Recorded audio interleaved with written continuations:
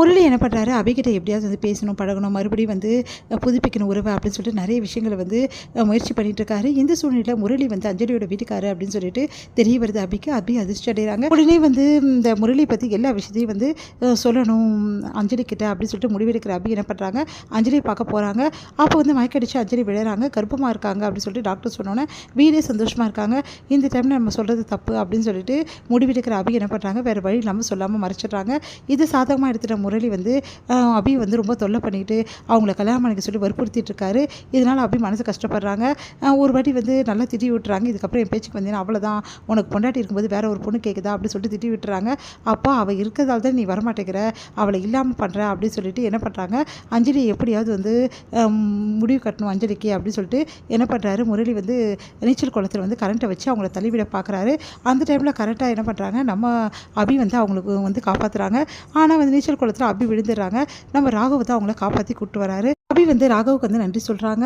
அதுக்கப்புறம் வந்து எந்த பிரச்சனையும் இல்லை அப்படின்னு சொல்லிட்டு ராகவ் வந்து சொல்கிறாரு. அதே மாதிரி வந்து ராகவ் வந்து நிறைய டைம் ஸ்பெண்ட் பண்ணுறாரு அபி கூட. அவங்களுக்கு வந்து தேவையானதெல்லாம் எடுத்து கொடுக்குறாரு, அவங்க நல்லா பார்த்துக்கிறாரு. அதனால் அபி ரொம்ப சந்தோஷப்படுறாங்க. இந்த சூழ்நிலையில் அபியை பார்க்குறதுக்காக விக்னேஷ் வந்து வராரு. என்ன ஆச்சு அபி, உங்களுக்கு எதுவும் ப்ராப்ளமாகவே ஏதோ குளத்தில் விழுந்துட்டீங்களாமே, என்ன ஆச்சு, இப்போ நல்லா இருக்கீங்களா அப்படின்னு சொல்லிட்டு பழங்கள்லாம் வாங்கி கொடுத்து கேட்குறாரு. அப்போ வந்து அபி வந்து எதுவுமே சொல்லாமல் இருக்காங்க. என்ன அபி இப்படி பண்ணுறீங்க, உங்களுக்காக வந்து நானும் ஸ்பெஷலாக வந்து ஜூஸ் எடுத்துகிட்டு வந்திருக்கேன், இதை குடிங்க, சீக்கிரமாகவே சரியாயிடும். இங்கே பாருங்கள், உங்கள் கூடவே தான் நான் இருக்க போகிறேன், உங்களை நல்லா பார்த்துப்பேன் அப்படின்னு சொல்கிறாங்க.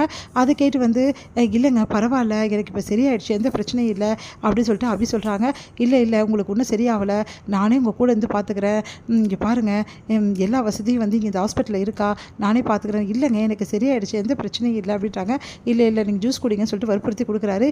இதையெல்லாம் பார்க்குற வந்து ராகவுக்கு செம கடுப்பாக இருக்குது. உடனே ராகவ் வந்து அதை நான் பார்த்துக்கிறேன் இல்லைங்க, நீங்கள் கிளம்புங்க அப்படின்னோடனே இல்லைங்க நானே பார்த்துக்கிறேன் அப்படின்றாரு. இவன் தொல்லை வேற தாங்கவே முடியலையே, அபி கூட கொஞ்சம் நல்லா பேசினா அவள் மனசில் வந்து நம்மளை பற்றி எண்ணங்களை உருவாக்கலாம், அப்போ தான் அவள் நம்மளுக்கு வந்து நம்ம லவ்க்கு வந்து ஓகே சொல்லுவா அப்படின்னு நினச்சா இவன் வந்து அப்பப்போ குழப்பறானே, இப்படி பண்ணிட்டானே, இந்த டைம் தான் நல்ல டைம்னு நினச்சோமே அப்படின்னு சொல்லிட்டு ராகவ் செம்மையாக டென்ஷன் ஆகிறாரு. ஆனால் வந்து விக்னேஷ் என்ன பண்ணுறாரு, நான் போக மாட்டேன், நான் இங்கே தான் இருப்பேன் அபி, உங்களை பத்திரமா பார்த்துப்பேன், அப்போவாது என்னோட காதல் உங்களுக்கு தெரியும் அப்படின்னு சொல்லிட்டு அவர் வற்புறுத்திட்டு இருக்காரு. இதெல்லாம் பார்க்குற ராகுவுக்கு செம கடுப்பாக இருக்குது. இவன் இப்படி பண்ணுறானே அப்படின்னு சொல்லிட்டு டென்ஷன் ஆகிறாரு.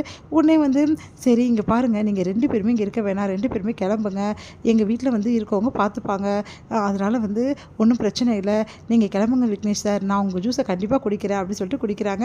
விக்னேஷும் வந்து சரி ஓகே நீங்கள் சொல்கிறதால கிளம்புறேன்னு சொல்லிட்டு கிளம்புறாரு. இவன் தொல்லை தாங்க முடியும், இப்படி பண்ணுறானேன்னு சொல்லிட்டு டென்ஷன் ஆகிறாரு. நம்ம ராகவ் வந்து சொல்கிறாரு, சரி ஓகே எதுவாக இருந்தாலும் என்கிட்ட சொல்லு அபி, உன் மனசில் எதுவாக இருந்தாலும் சொல்லு, சரி என்னை பற்றி இப்போ என்ன நினைக்கிற அப்படின்னு சொல்லிட்டு கேட்குறாரு. அது வந்து இப்போ வந்து அப்படின்னு சொல்லிட்டு இருக்கும்போது வந்து கரெக்டாக அவங்க வீட்டில் எல்லோரும் வந்துடுறாங்க. எப்போவுமே வந்து அபிக்கிட்ட பேசவே முடியல, ஏதாவது பேசி அவளுக்கு புரிய வைக்கலான்னு நினச்சா நம்மளை பற்றி இந்த மாதிரி யாரோ ஒருத்தர் வந்துடுறாங்க அப்படின்னு சொல்லிட்டு சரி ஓகே அபி நான் அப்புறம் பார்க்குறேன்னு சொல்லிட்டு கிளம்புறாரு. உடனே வந்து ராகவ் வந்து போயிட்டோன்னே அபி வந்து யோசிக்கிறாங்க, வந்து ராகவ் வந்து காப்பாற்றினது, அவங்கள தொட்டு தூக்கினது, அதுக்கப்புறம் அவங்களுக்கு வந்து ஃபர்ஸ்ட் எய்ட் பண்ணது எல்லாத்தையும் நினச்சி பார்த்துட்டு அபி வந்து சந்தோஷப்படுறாங்க. ராகவன் நினச்சி இங்கே வந்து ராகவன் என்ன பண்ணுறாரு, போன ராகவ் திரும்பி வராரு. திரும்பி பார்க்குறாரு. பார்த்தா அபி வந்து அப்படியே ரசித்து வந்து சிரித்த மாதிரி தோணுது.